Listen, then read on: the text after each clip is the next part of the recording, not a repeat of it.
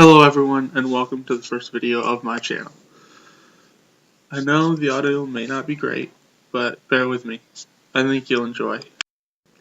So today we're going to be responding to a video by PragerU called Are Humans More Valuable Than Animals? Are you more valuable than a dog or a cat or, for that matter, a tree? No, in the grand scheme of the universe, I don't matter. In the history of humanity even. I don't know that I'll matter, but that's okay.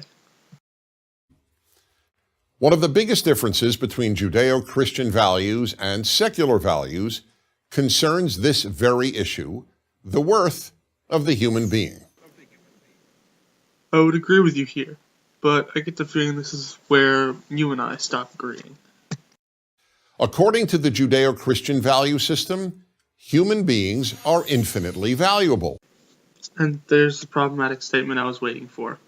In Judeo-Christian values, the human life is infinitely valuable, quote-unquote. But only if it adheres to the tenets of your specific religion. Otherwise, everyone is kind of comparable to Hitler. Only he was Catholic, so by that doctrine, he was able to repent and go to heaven.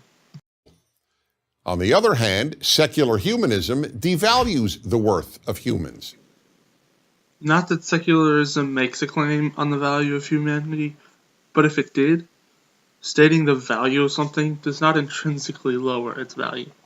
Take this Tesla Model S. If I state that this car is worth about $80,000, is it now worth only $75,000? If so, why would a person not simply state the price of the car they are buying until it's only $1? The God-based Judeo-Christian value system renders humans infinitely more valuable than any humanistic value system. I would have to disagree with you here. On either side, this life will last us 80, maybe 100 years at most. In Judeo-Christianity, this life is only a speck of the overall length of your quote-unquote eternal life. While in the secular view, you have this life, and that's about it. So you should make the most of it. In religion, it would make more sense to die and live your eternal life in heaven than to stay here and live out your 80 years first. The reason is simple.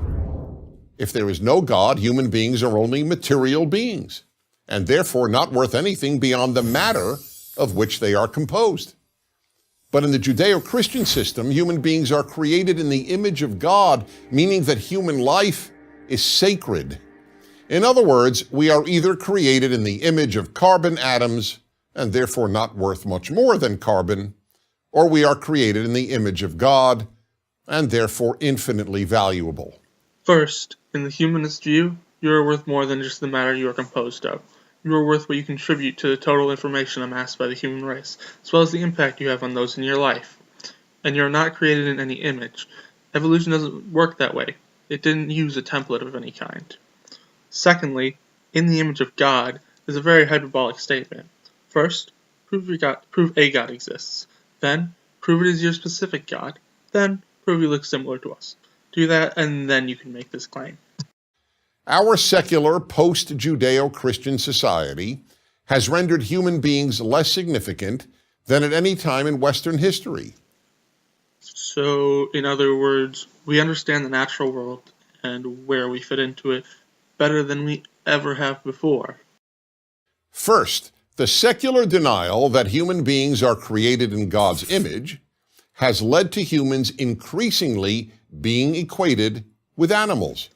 We are animals, though, Dennis. We're Homo sapiens, part of the great ape family. Years of evolution have not changed our status from animal to higher being. That's why, over the course of 30 years of asking high school and college students if they would first try to save their dog or a stranger, 2/3 have always voted against the person. They either don't know what they would do, or they actually vote for the dog. And many adults now vote similarly. As far as I could find, you're the only person to have done this quote-unquote research. And what I found in your data, you've misrepresented it. It was actually concluded that roughly 1/3 would save the dog, as you stated. But a comparable amount would also jump to save the person, and the rest didn't know what they would do. So while you are correct, 2/3 would not rescue the person. 2/3 would also not rescue their pet. The reason this is permeated to adults may have something to do with those people growing up. Why? There are two reasons. One is that with the denial of the authority of higher values, such as religious teachings, people increasingly make moral decisions on the basis of how they feel. I think we can all agree that saving a human life is morally good, and that saving a dog's life would also be considered morally good. Seeing as both choices are good, it is technically impossible for you to choose if you look at it strictly from a morally logical system. The deferment to feelings is the only way that either survives. Secondly, it is much easier and widely known how to perform CPR on a person than on a dog. If you have the ability to save both, isn't that the highest option? The other reason is that once you get rid of Judeo-Christian values, there's no reason for elevating human worth over that of an animal. That's why people estranged from Judeo-Christian values, including many Jews and Christians, support programs such as Holocaust on Your Plate. Holocaust on Your Plate is a campaign developed by the animal rights group People for the Ethical Treatment of Animals, PETA, that teaches that there is no difference between the barbecuing of chickens in America and the burning of Jews in the Holocaust. Why? Because a human and a chicken are of equal worth. The idea of Holocaust on your plate is as reprehensible as you think, and as such, nearly every news outlet and even some world governments shot back at PETA for it. This movement neglected to use the treatment of those being cooked in both occasions. While the Jews were starved and tortured, chickens are well fed and given room to run around, as they need to build up the muscle that we eat. Also, the glaring fact that Nazis didn't cook Jews for food, they did it out of racism. So too, in a notorious Tucson, Arizona case, a woman screamed to firefighters that her 3 babies were in the burning house. Thinking that the woman's children were trapped inside, the firefighters risked their lives to save the woman's 3 cats. The woman never specified her babies were human, nor should she have had to, as nearly every pet owner I know calls their pet their baby. A study from Harvard Medical and Massachusetts General Hospital showed that there was a comparable reaction in the brain to seeing one's pet and seeing one's child. There'll be a link in the description if you want to check it out. If you think these 2 examples are either just theoretical, the dog stranger question, or extreme, the Tucson mother of cats, here's an issue that is neither theoretical nor extreme. More and more people believe, as PETA does, that even if it would lead to a cure for cancer or AIDS, it would be wrong to experiment on animals. In fact, many animal rights advocates believe that even to save a human life, it would be wrong to kill a pig to obtain a heart valve. And that's why it's a good thing the scientific community has brushed them off as being nothing more than a nuisance. The scientific community does not report to PETA. They don't have to give in to whatever PETA wants. The 20th century showed vividly what happens to human worth when Judeo-Christian values are abandoned. Nazi Germany and the various communist regimes all rejected Judeo-Christian values and ended up slaughtering the largest number of people in human history. For Nazism, Jews and members of other non-Aryan groups were declared worthless and murdered in the millions. For communists, human worth was determined solely by communist parties which murdered tens of millions of people.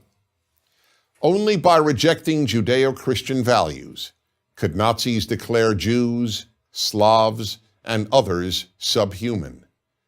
And only by rejecting Judeo-Christian values could communist regimes slaughter those they called class enemies. Individual human life meant nothing. Firstly, I know this is basically a dead horse by now, but I'm going to beat it one more time and say Nazi Germany did not reject Judeo-Christian values, but in fact they thought they were doing the work of God so much as to have God my unts on their belt buckles. Communist Russia was deplorable. There's no two ways around that, but it cannot be attributed to a single factor. Meanwhile, human slavery was abolished only in the Judeo-Christian world. Only a couple years after they used the Bible to justify their slavery. And of course, for nearly all those who reject Judeo-Christian values, the human fetus is worthless, if its mother deems it so. The worth of the fetus is not zero, but simply lesser than that of the worth of the woman's bodily autonomy. Beyond this, an aborted fetus can be used in stem cell research, or at least it could, if religious groups didn't stonewall its research. Really, it seems like if it's not in the woman, religion doesn't think it's worth anything. Finally, there is an increasingly vocal part of the environmentalist movement that also denigrates human worth. For these individuals, the human being is not infinitely precious. Trees and rivers and mountains are. The problem is, environmentalists do not want to kill all human beings. They simply want to increase our technology and our government regulations to the point that we stop killing the earth, all the animals on it, and subsequently ourselves. If you made it this far, thank you for watching. Thank you for bearing through the audio with me. Godless Cranium, if you're here, thank you for taking your time to do this. I hope your ears aren't bleeding too bad. Bye. Also, the watermark won't be there in any other videos. That's from the software I'm using. I have a better one now, so don't worry about that.